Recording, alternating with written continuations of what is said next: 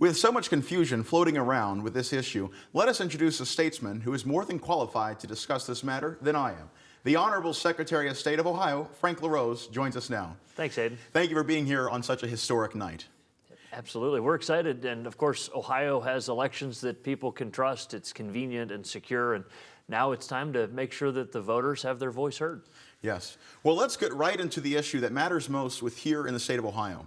What is issue one, and what is the logic behind the current ballot language? So issue one is a constitutional amendment that has been proposed by a group of citizens that circulated petitions to put this on the ballot.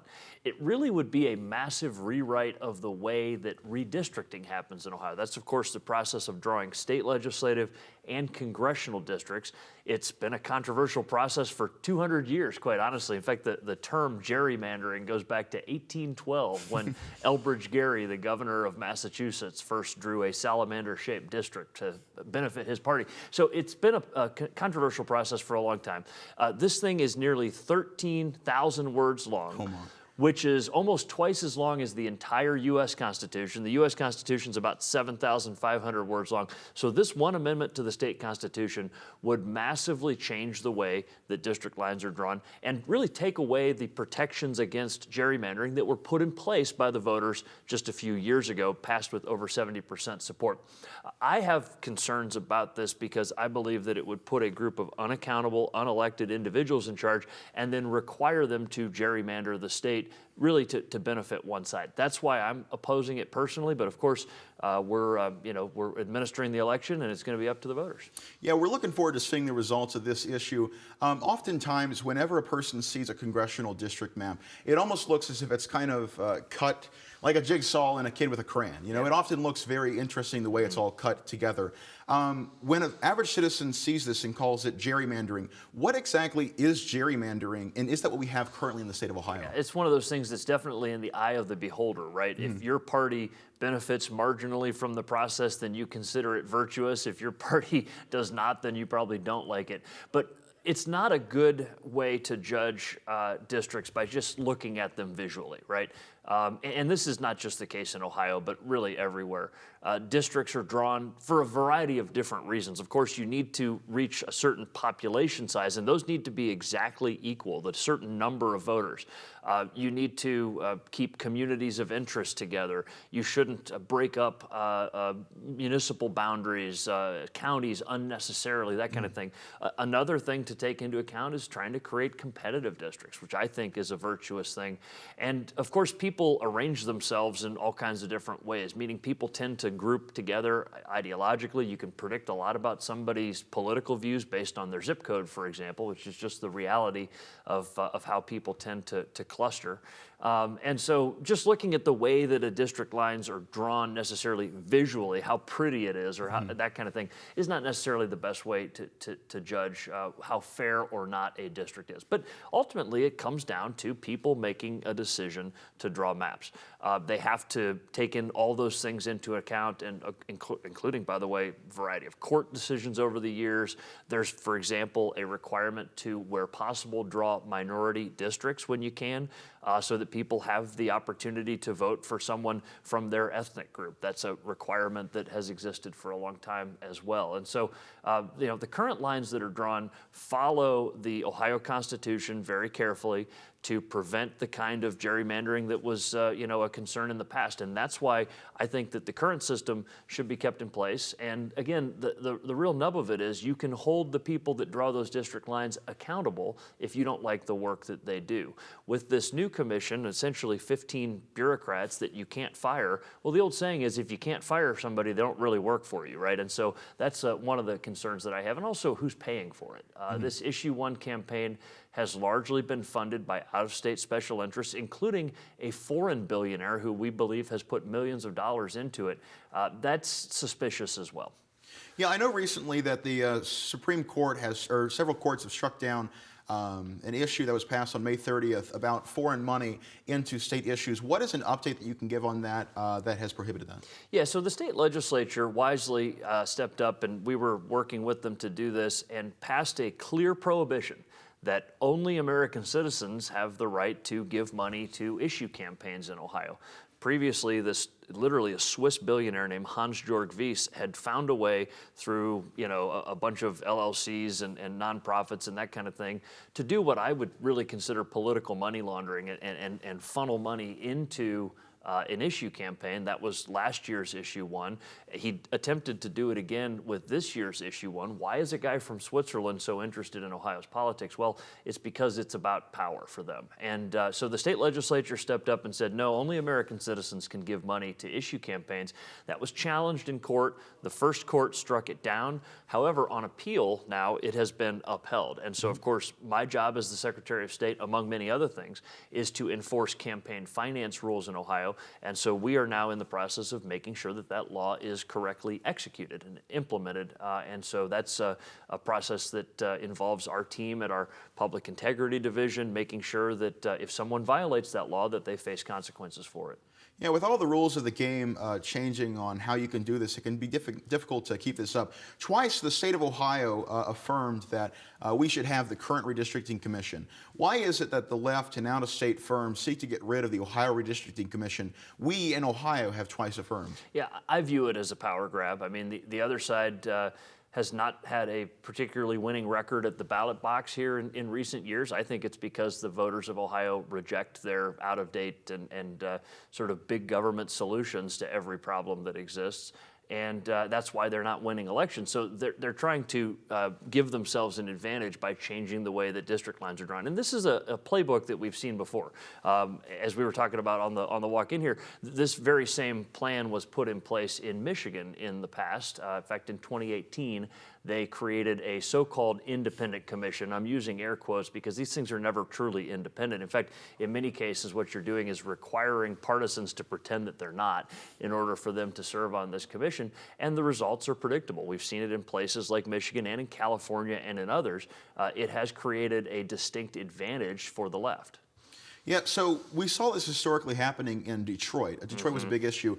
Do you think that unless we go back to the traditional way of the Ohio Redistricting Commission, the way that it's done with both the left and right and everybody's accountable, do you think that Michigan and Detroit will ever have its African-American representation come back? Yeah, so you're right to mention what has happened in Detroit, and this is why accountability is so important. Again, you've got to be able to hold public officials accountable for the work that they do. Under issue one, you can't. In fact, they can't be fired for any reason from this commission.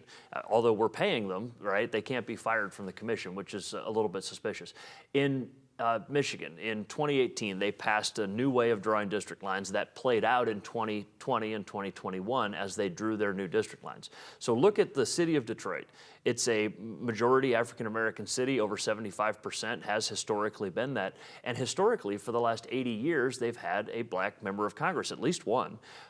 Today, under the new redistricting plan in Michigan, this 75% African-American city has no black member of Congress, which is shocking, right? Here's why.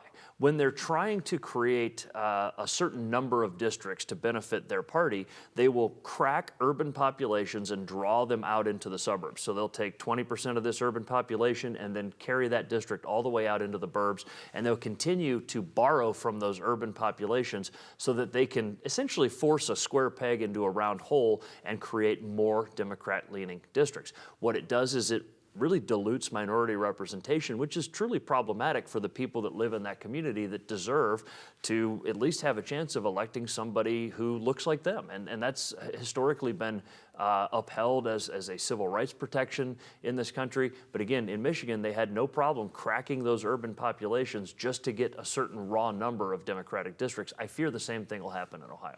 Yeah, with all these worries about what happened in Michigan, should issue one pass here in Ohio, what likely will be the effect on the future here in Ohio?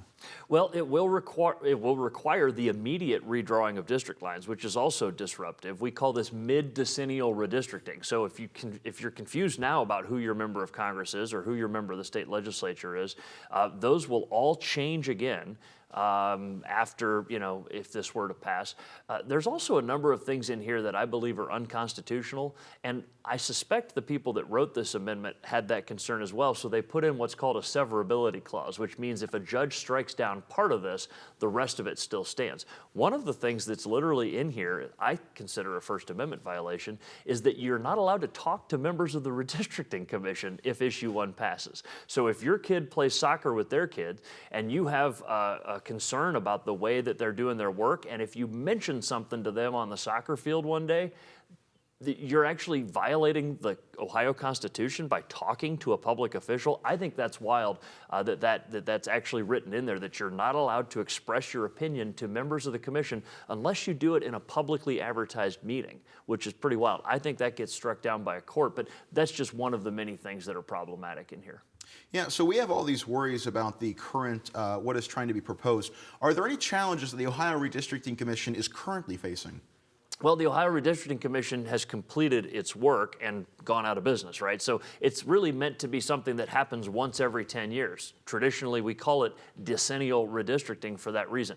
And it follows a very predictable pattern. The census happens in years that end in 0, right? And the redistricting happens in years that end in 1. And so once the census is done, in the year that ends in 1, the first year of the decade, you draw new district lines to update based on those census numbers, right? Now, again, once the Redistricting Commission completes that task of drawing state Senate districts, state House districts, and congressional districts, then they fold up their tent and go out of business because there's no reason for them to continue existing.